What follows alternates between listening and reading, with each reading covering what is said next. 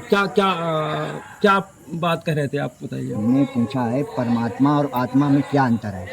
अच्छा, तो आत्मा और परमात्मा में क्या अंतर है? कोई अंतर नहीं है। आत्मा और परमात्मा का जो अंतर आप जानना चाहते हैं उसको बहुत अच्छे तरीके से मैं कहता हूँ। समुद्र देखा है? समुद्र में जब लहरें उठती हैं तो लहरें जब समुद्र में उठती हैं, समुद्र में जो लहरें उठी, जो लहर उठी वो है आत्मा, और जो समुद्र है वो है परमात्मा। अब कैसे? जैसे ही लहर उठी, लहर में और समुद्र में क्या अंतर है? कोई अंतर है? कोई नहीं अंतर है। अंतर है। अंतर इतना है कि उस लहर में हवा रूपी विकार घुस गया। हवा रूपी विकार घुस गया, इसलिए जो है वो अलग अलग दिखते हैं।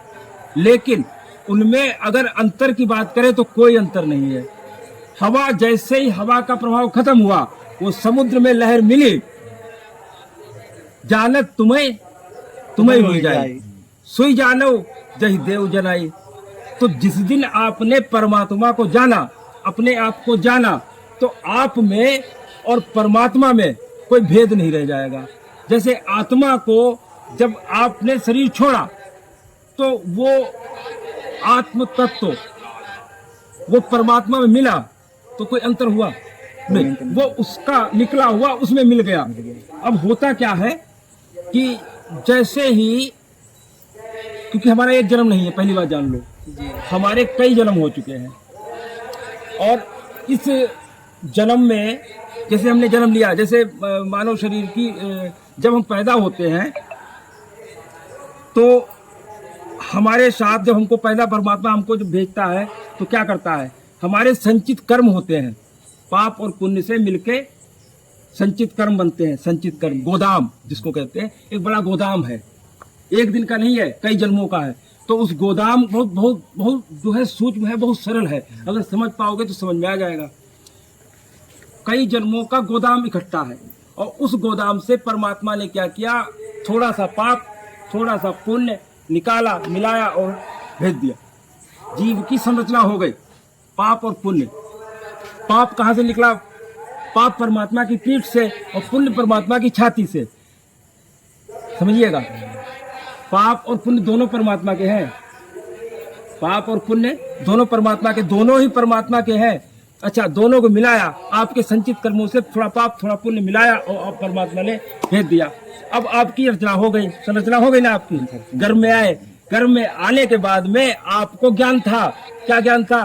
कि देखो हमको अब पृथ्वी पे जा रहे हैं, अब हमको जो है यहाँ जाके खूब भजन करेंगे और खूब भगवान का चिंतन करेंगे। बढ़िया से चिंतन करके अब क्या होगा, हम चक्र से मुक्त हो जाएं। कौन से चक्र से? पुनरपि जन्मम पुनरपि मरणम पुनरपि जठरी जठरे शयनम। ये जो आने जाने का चक्र है, इसको मुक्त होना है इससे। तो इससे मुक्त होने का बहुत बढ़िया तरीका है। इससे मुक्त होने का बहुत बढ़िया तरीका है क्या? कि खूब भगवान का नाम जप करें और खूब चिंतन करें, और जैसे चिंतन और नाम जप और जैसे जो है ये सब करेंगे, और हमको क्या होगा, ज्ञान प्रकट होगा, विवेक प्रकट होगा। विवेक और ज्ञान जैसे प्रकट हुआ, खत्म, चक्र से मुक्ति हो जाएगी। इस चक्र से मुक्ति करना है हमको, इस चक्र से मुक्ति करनी। अच्छा, अभी आत्मा, अभी आप अपने आप को जीव मानते हो? अभी मानते हो ना? कितनी उम्र हो गई? 40 साल में 1 सेकंड के लिए अपने आप से मिले आप? अपने आप से नहीं मिले। आप हाँ, बिल्कुल सही बात, अपने आप से नहीं मिले। और पूरी उम्र गुजर जाएगी, नहीं जान पाओगे।